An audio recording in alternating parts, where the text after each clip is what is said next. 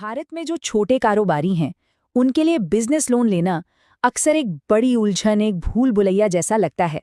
तो आज हम इसी भूल भुलैया से निकलने का एक साफ रास्ता देखने वाले हैं, ताकि हर कारोबारी अपने बिजनेस को आगे बढ़ाने के लिए सही और दमदार फैसले ले सके। और सच कहें तो यही जुनून हमारे देश की अर्थव्यवस्था की असली जान है। ये सिर्फ कोई कहने की बात नहीं है, बल्कि हमारे एमएसएमई सेक्टर की हकीकत है, जो हर रोज अपने दम पर नए नए मौके बना रहा है। हाँ, यहीं पर सबसे बड़ी चुनौती सामने आती है। अपने सपनों को हकीकत में बदलने के लिए जो पैसा चाहिए, जो फंडिंग चाहिए, उसकी जटिल दुनिया को समझना, ये सब अक्सर थोड़ा डरावना और उलझा हुआ लगता है ना? तो चलिए इस पूरे सिस्टम को समझते हैं, और वो भी सीधे सरकार की अपनी KYLGB हैंडबुक से मिली जानकारी के जरिए। मतलब जो भी जानकारी है वो भरोसेमंद है, सटीक है और सीधे सोर्स से है।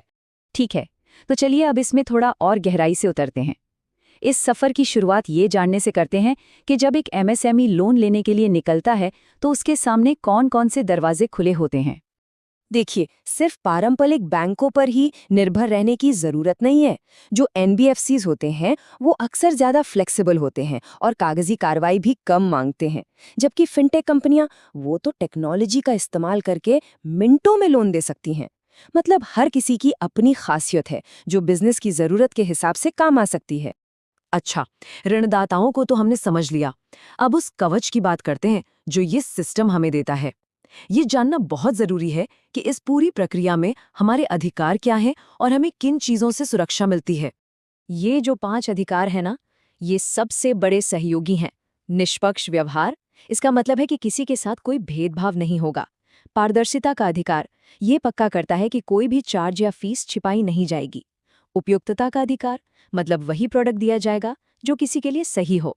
और हाँ, अगर कुछ गलत होता है तो शिकायत और मुआवजे का अधिकार भी है। इन्हीं अधिकारों के तहत एक बहुत ही मजबूत नियम है, वो ये कि बैंकों को छोटे और मध्यम उद्यमों को 10 लाख रुपए तक के लोन के लिए किसी भी तरह की गारंटी या सुरक्षा, जिसे हम कोलैटरल कहते हैं, वो मांगने की इजाज़त नहीं है। ये नियम छोटे कारोबारियों के लिए वाकई एक बहुत बड़ी राहत है। चलिए अब उस एक नंबर की बात करते हैं जिसे ऋणदाता सबसे ज्यादा अहमियत देते हैं, और वो है क्रेडिट स्कोर। ये एक तरह से हमारी वित्तीय आदतों का आईना है, जो ये बताता है कि हम अपने पैसों को लेकर कितने जिम्मेदार हैं। सोचिए, पूरी लोन एप्लीकेशन में से ऋणदाता की नज़र सबसे पहले इसी एक नंबर पर जाती है। ये समझना बहुत ज़रूरी हो जाता है कि आखिर ये नंबर इतना शक्तिशाली क्यों है और ये बनता कैसे है। अगर सीधे शब्दों में कहें तो ये स्कोर ऋणदाताओं को ये समझने में मदद करता है कि किसी को लोन देना कितना सुरक्षित है। एक अच्छा स्कोर न सिर्फ लोन मिलने की संभावना बढ़ाता है, बल्कि बेहतर ब्याज दरों पर लोन भी दिला सकता है। ये चार्ट दिखाता है कि ये स्कोर बनता कैसे है। जरा ध्यान से देखिए। सबसे बड़ा हिस्सा है समय पर भुगतान का, और दूसरा सबसे बड़ा हिस्सा है क्रेडिट के इस्तेमाल का।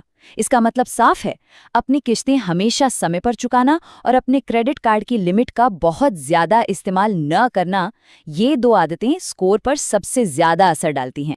लेकिन क्या होगा अगर रिपोर्ट में कोई गलती हो? तो घबराने की बिल्कुल जरूरत नहीं है। एक गलत स्कोर कोई पत्थर की लकीर नहीं है। सिस्टम इसे चुनौती देने और ठीक करवाने की पूरी ताकत देता है। तो इसे ठीक करने का तरीका क्या है? ये एक सीधी और आसान प्रक्रिया है। ऑनलाइन शिकायत दर्ज की जा सकती है, जिसके बाद CBIL और ऋणदाता मिलकर जानकारी की जांच करते हैं और रिपोर्ट को सही कर देते हैं। और सबसे अच्छी बात यह है कि इस पूरी प्रक्रिया के लिए एक समय सीमा तय है। किसी भी शिकायत का समाधान 30 कैलेंडर दिनों के अंदर होना जरूरी है। ये सिर्फ एक सलाह नहीं, बल्कि एक आधिकारिक नियम है।